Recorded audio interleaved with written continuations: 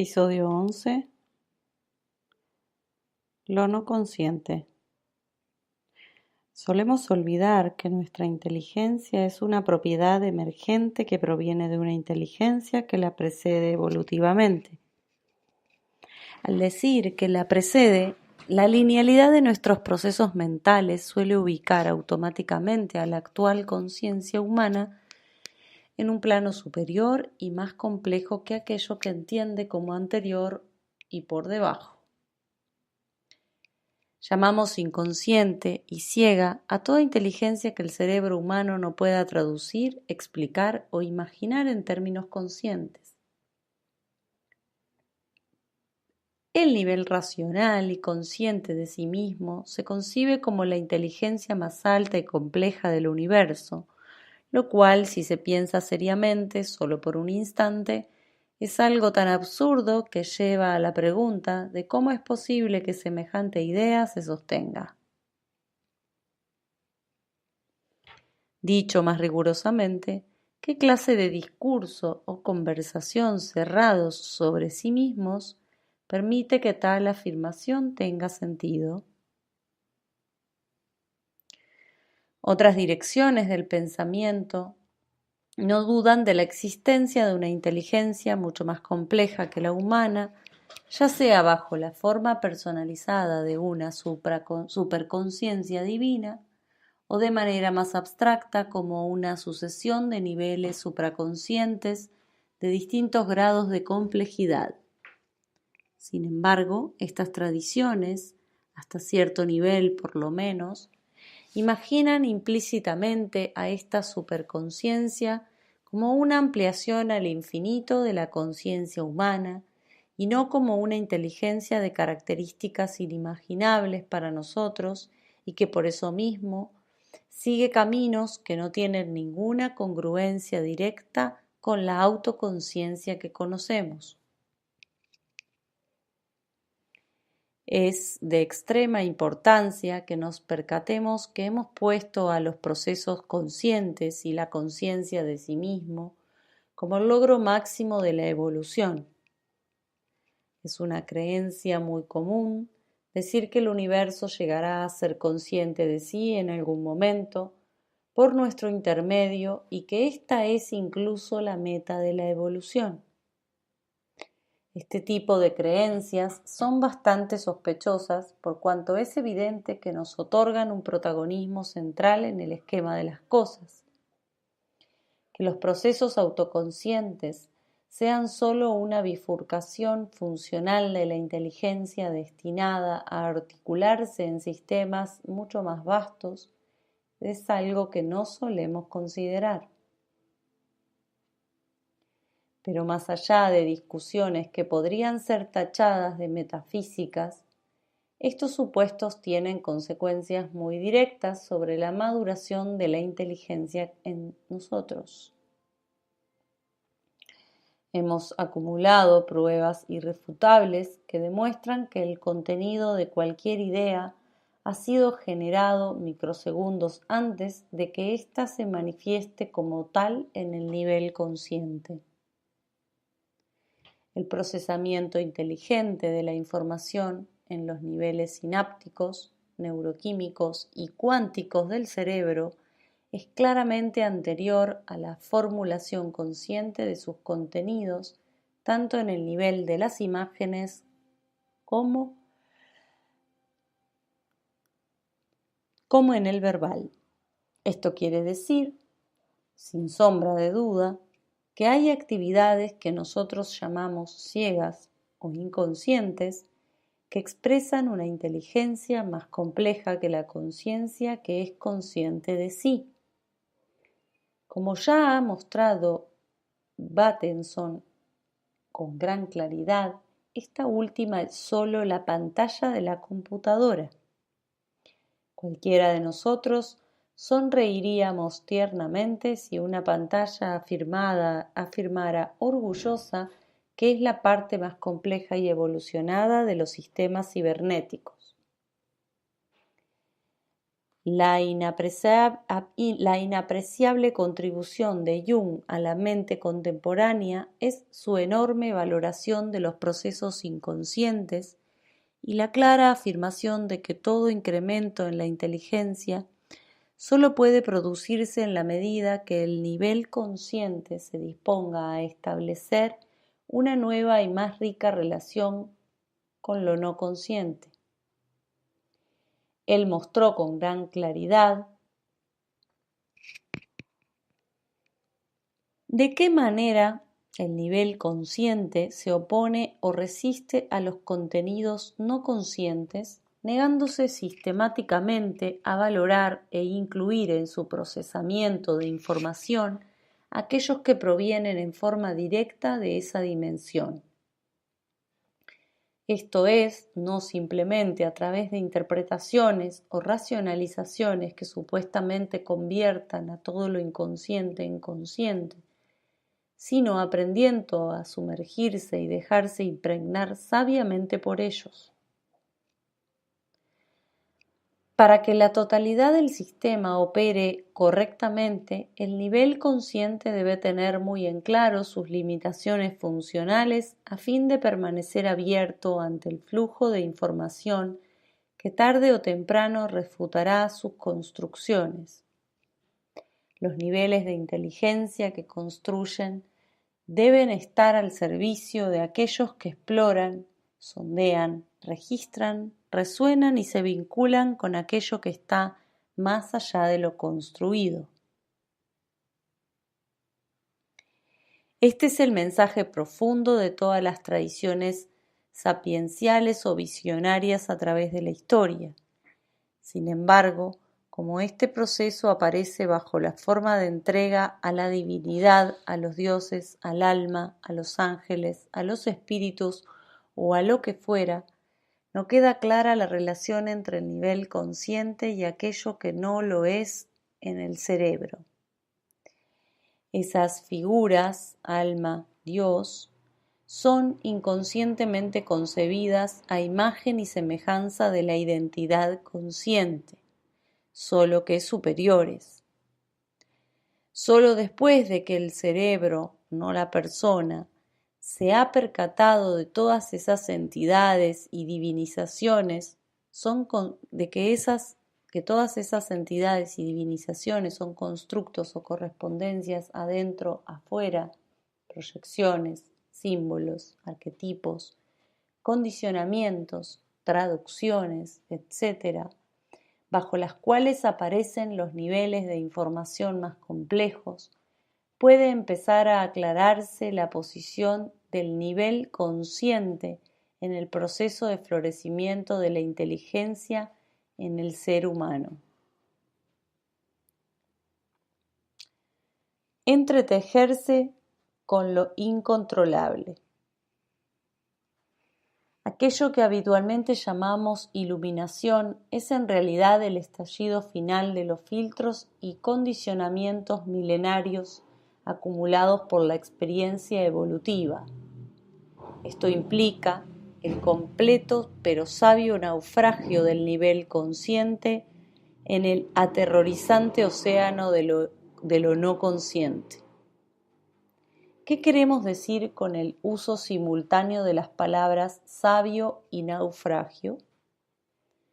Si este naufragio, inmersión, disolución, suspensión o la palabra que queramos utilizar no se produce de determinadas y rigurosas maneras, la desorganización de los niveles conscientes y socializados del cerebro alcanzará un punto de no retorno y se producirá aquello que moderadamente llamamos psicosis o por lo menos estados de delirio que no podrán ser contenidos o armonizados de manera alguna por los niveles socializados.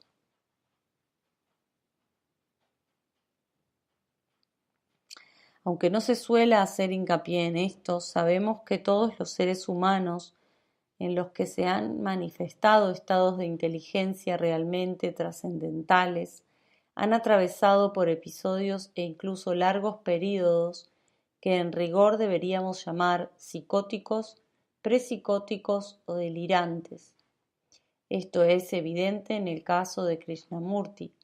No hablemos en el de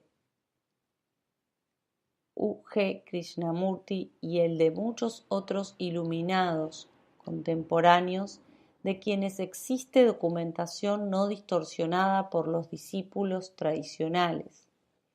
En el caso de Sri Aurobindo, cualquier psicólogo occidental diría que el suyo es un discurso delirante, y así prácticamente en todos los demás casos en los que se nos revela una conciencia no directamente congruente con la humana que conocemos y validamos.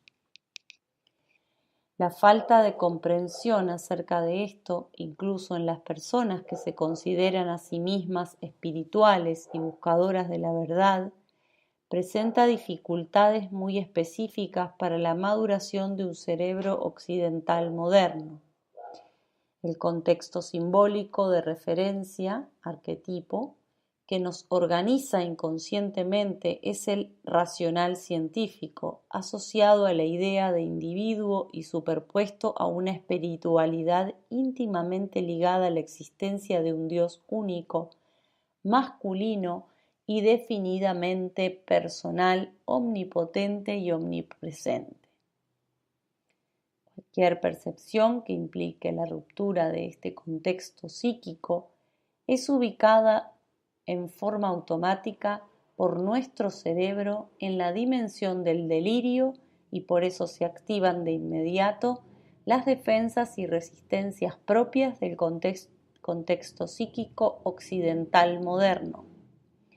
Un cerebro que se mueve en un contexto chamánico o en el hindú, por ejemplo, tiene a su disposición una gama de opciones mucho más rica, las que le permiten explorar y sumergirse cómodamente en niveles no conscientes por mucho más tiempo antes de sentirse en peligro o capturado por fuerzas inmanejables. Para nosotros, en cambio, el campo de lo irracional es inmenso, e irracional automáticamente significa peligro para un cerebro occidental, algo de lo cual debemos defendernos o sucumbir. Que el cerebro se permita navegar por sus profundidades a fin de explorar la naturaleza de la inteligencia de la cual provenimos implica tolerar la invasión de una avalancha de contenidos imposibles de ubicar en el contexto psíquico occidental moderno. Debería ser evidente para nosotros que cualquier expansión real de la sensibilidad que nos llevará a registrar o interpretar la existencia de fuerzas, corrientes o presencias que nuestro lado racional significará como un retroceso cognitivo, como el ser capturados por lo oscuro, primitivo y menos evolucionado, etc. Esto hace que no podamos comprender que ciertos procesos, los cuales podrían perfectamente ser catalogados como prepsicóticos, son inevitables en la indagación de los niveles más profundos de la inteligencia. Ingenuamente creemos que la maduración evolutiva de la inteligencia significa una máxima e inmediata claridad. La misma palabra iluminación o expansión de la conciencia contiene esta idea subyacente. En realidad, deberíamos decir claridad en relación a la verdadera naturaleza de la inteligencia de la cual provenimos. En otras palabras, entregarnos incondicionalmente a niveles que trascienden por completo las capacidades de la pantalla consciente. En todo occidental habita un idealista que cree ingenuamente que la posibilidad de transformaciones instantáneas, en la posibilidad de transformaciones instantáneas e indoloras, absolutamente desprovistas de cualquier confusión. Pero en realidad, todo idealista enmascara un escéptico que no está dispuesto a aceptar realmente la total refutación de su contexto arquetípico inconsciente. Jung es un ejemplo claro de esto. Apenas ese tipo de fenómenos empezaron a manifestarse en su vida, se replegó aterrorizado hacia niveles más racionales de su investigación. Por otra parte, se negó a aceptar siquiera la posibilidad de la extinción de la conciencia individual en el cerebro. Es bastante curiosa su tendencia a validar casi incondicionalmente las construcciones de los alquimistas que conocía a través de los antiguos tratados y al mismo tiempo con qué fuerza se negaba a aceptar los contenidos concretos de las percepciones esotéricas de sus contemporáneos. En el caso puntual de Alice Bailey, por ejemplo, así como su rechazo liso y llano a la perspectiva oriental con respecto al yo, incluyendo en esto a Buda y Krishnamurti. Ese tipo de percepción era algo inaceptable para Jung. Un cerebro occidental moderno debe investigar muy a fondo estas resistencias a lo desconocido, propias de las grandes mentes como la de Bateson o Jung. Debemos considerar estas resistencias como algo interno, es decir, como propias de todos nosotros, y no simplemente como si fueran de ellos. Al mismo tiempo, debemos hacernos cargo también de la tendencia oscura del psiquismo occidental cada vez que se entrega a lo no consciente.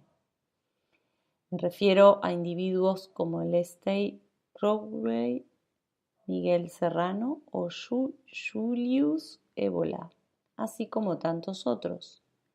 La oscilación entre una indagación profunda pero que expresa el pánico al desborde, propio de una posición excesivamente racional, Bateson, Jung, y la intoxicante avidez de poder de aquellos que han osado ir más allá de esa resistencia, es un indicador claro de la idiosincrasia particular de la mente occidental. Es posible que esto responda a una carencia cardíaca, una falta de espacio psíquico amoroso que impide la confluencia de los opuestos que la percepción separativa generó. La presencia de la autoridad y su opuesto, la rebelión, son aún demasiado fuertes en el trasfondo occidental de la mente. Esto hace que el cerebro se atreva a indagar libremente en los niveles más profundos y oscile por demasiado tiempo entre las contradicciones de la senda cognitiva mental y los caminos de poder. Sin la apertura plena del espacio cardíaco, el yo, tanto como pensamiento como voluntad de dominio, hegemoniza el proceso fijándole un techo infranqueable. El nivel consciente debe aprender a entregarse por completo a un proceso inteligente que no puede ni debe ser controlado. Debe aprender a entretejerse con lo incontrolable. Esta es, probablemente, la tarea suprema de la conciencia humana en este tiempo, y en ella es evidente que la voluntad que tanto valora nuestra civilización no tiene lugar alguno.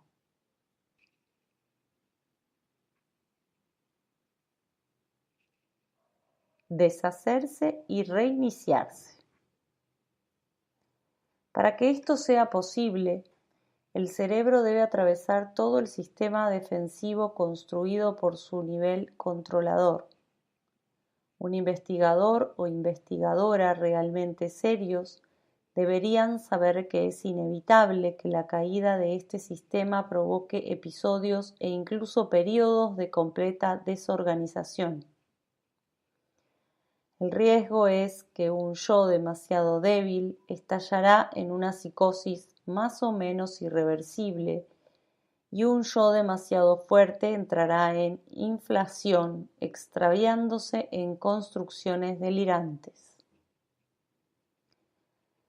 Lo que llamamos yo probablemente no sea otra cosa que un dispositivo organizador de percepciones socialmente compatibles, lo cual significa que depende de patrones corporales de tensión y excitación colectivas. Si este dispositivo estalla o entra en inflación, nos revela que se trata de una organización inelástica, incapaz de deshacerse y reconstruirse naturalmente según las necesidades del cerebro del que forma parte. Posiblemente ese sea uno de los sentidos principales de los mitos de muerte y resurrección. El cerebro debe aprender que la identidad social, el yo, y la actividad mental constructiva a la que está asociada pueden apagarse por completo y reiniciarse de nuevo todas las veces que sean necesarias. Todo entrenamiento profundo, tradicionalmente llamado iniciático, apunta a eso, a calmar los juegos de excitación, sublimación, que inducen las simbolizaciones generadoras de una carga excesiva para el cuerpo-cerebro, impidiéndole disolver los velos psíquicos protectores y sus equivalentes neuronales. Fin del episodio 11.